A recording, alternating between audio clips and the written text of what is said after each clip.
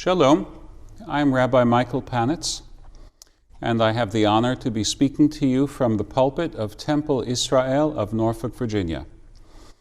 It is almost Passover, and I'd like to share a personal story with you about a Passover Seder. A Seder is the evening home ceremony, part ritual recitation and part ceremonial meal. A Seder from my childhood, from April of 1965. And I'd like to entitle this vignette, Guess Who Came to Dinner? Guess Who Came to Dinner? Some of you might remember the movie starring Sidney Poitier, Guess Who's Coming to Dinner? And that movie explores some of the tensions over intergroup relations in 1960s America. Sidney Poitier plays a man who would be a wonderful catch, his education, his profession, he's well-spoken, and there's a problem for some people in the family because of the color of his skin. And that's the subject of the movie. Finally, it has a good resolution. I don't want to give you a spoiler here. You should watch the movie. In our case, Guess Who Came to Dinner had nothing to do with race, but it did have to do with religion. Our guest in 1965 was a very distinguished and important Roman Catholic priest. His name was Monsignor John M. Oestreicher. And I want to tell you about him so that you understand what was going on. But first of all, the Passover Seder is a time where some Jewish people have been reticent about inviting non-Jewish company. Less so today than a half century ago, but I want to sketch out the issues for you. In the Talmud, there's a discussion of what it means to rest on the holiday and what it means to rest on the Sabbath. It turns out that the Talmud believes that we should rest on the holidays just as we rest on the Sabbath. We should desist from all of the activities that we desist from on the Sabbath, with one exception. We're allowed to do cooking for what is necessary to subsist throughout the holiday day. The Hebrew expression is ochel nefesh, personal food. Now, personal food is the subject of a Talmudic discussion. If people are not obligated to rest on the holiday, if they're not obligated to eat the particular commanded foods of Passover, the matzah, the bitter herbs, should one be engaging in extra cooking on their behalf? And the Talmud says no. Now that's not the same thing as not having a non-Jew at the Seder. Because the Talmud goes on to say that if you're sitting down to your Seder and a Gentile friend or neighbor happens to come by and wants to be seated with you, bring him in. Because by then it's too late to do any non-allowed cooking. You'll simply share with him what you have. FHB, family hold back, we used to say. So the Talmud is somewhat gray area about this. And because it was a gray area, the position amongst traditional Jews was it's not the rule that non-Jews were at the Seder, but it might be an exception which makes sense under certain circumstances. Today, as I mentioned, it's, from my perspective, a much easier way of approaching intergroup relations. So guests of many different persuasions have been at my family table quite often.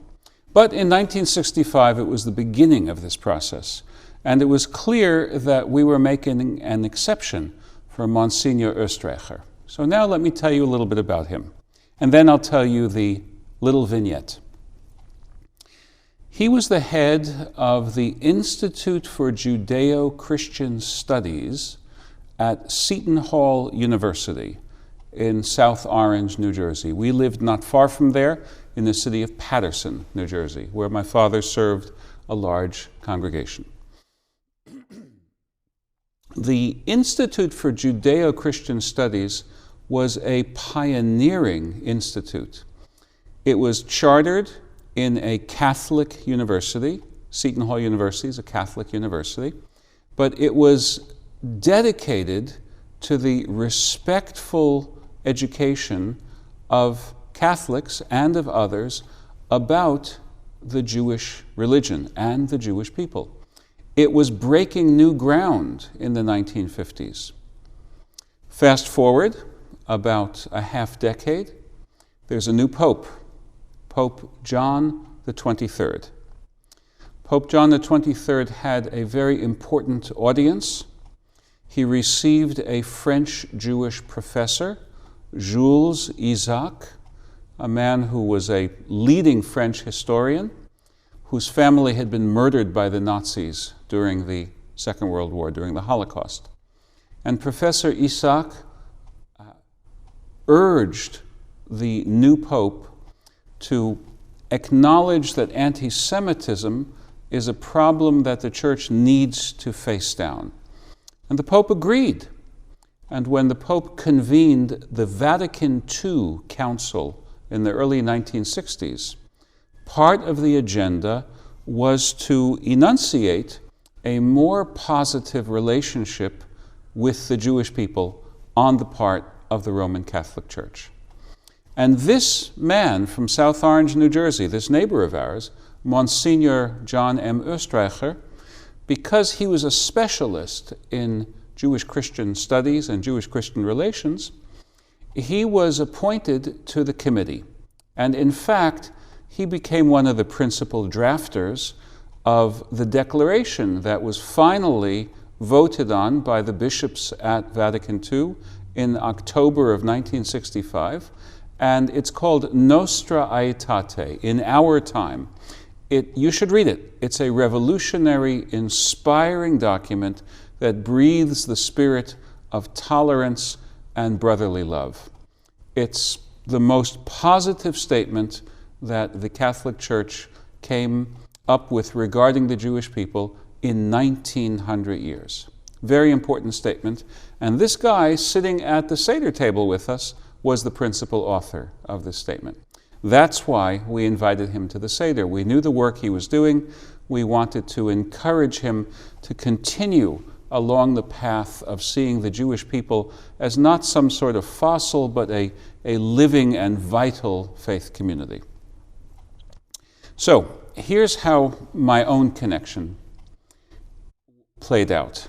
There's a tradition that the youngest child there asks what's called the 4 questions. So if you can picture me as a 9.5-year-old, a little boy, probably my hair was carefully combed with Brill cream. They don't use that anymore, at least I don't think they do. And I had to recite the questions, which I did in the very traditional melody of the Ashkenazic yeshiva, the Ashkenazic parochial school. Ma nishtana halayla hazeh mikol haleilot, and so on and so forth. Now, what you don't know about Monsignor Oestreicher just yet, but I'm going to tell you, is that he was born Jewish and that he became Catholic when he was in medical school in Vienna around 1920. So here he is, much later in life. First part of his life, he goes from Judaism to Catholicism. Second part of his life is a kind of a journey back in a certain way, trying to get the Catholic faith community to adopt a more positive view of Judaism. So here he is listening to me, and I'm sure that he was connecting with himself as a child, reciting those same words, because he told a story right after I'd finished. It was a cute little story that I'll share with you now. He said that when he was a boy in the Moravian, that's Czechoslovakian, town of Stadt Liebau. His parents had dinner company one day, and it was a very fancy meal. He was all dressed up for the meal, sitting with his parents and their distinguished company. And the parents brought out wine, which apparently wasn't a daily beverage. They brought out wine to offer the company. And little Johannes pipes up and says, of course they all spoke German, "Keinen Wein für mich, bitte."